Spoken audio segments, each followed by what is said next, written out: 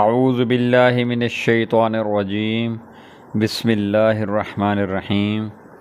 جی ناظرین کرام، آج کی حدیث کے سلسلے میں ہم حدیث نمبر 6 آپ کی خدمت میں پیش کر رہے ہیں۔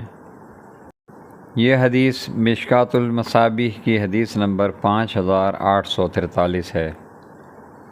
اللہم صلی علی محمد وعلی آل محمد کما صلیت علی ابراہیم وعلی آل ابراہیم انک حمید مجید۔ اللہم بارک علی محمد وعلی آل محمد کما بارکت علی ابراہیم وعلی آل ابراہیم انک حمید مجید۔ حضرت جابر رضی اللہ تعالی عنہ سے روایت ہے کہ انہوں نے رسول اللہ صلی اللہ علیہ وآلہ وسلم کو وحی کے رک جانے کے زمانے کے متعلق حدیث بیان کرتے ہوئے سنا۔ فرمایا، اس اثناء میں کہ میں چلا جا رہا تھا تو میں نے آسمان میں ایک آواز سنی۔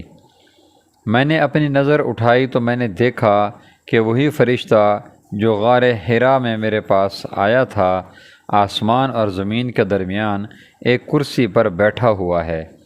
میں اس کے رعب سے خوف زدہ ہوا اور زمین پر گر پڑا۔ اس کے بعد میں اپنے اہل خانہ کے پاس آ گیا اور میں نے کہا، مجھے کمبل اوڑھا دو، مجھے کمبل اوڑھا دو۔ چنانچہ انہوں نے مجھے کمبل اوڑھا دیا۔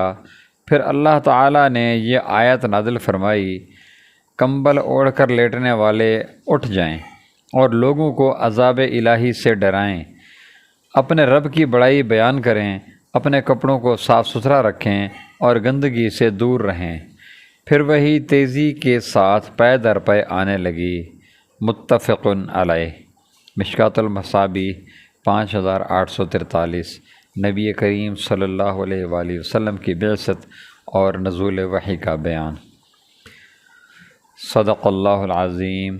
جزاکم اللہ خیر و احسن الجزاء۔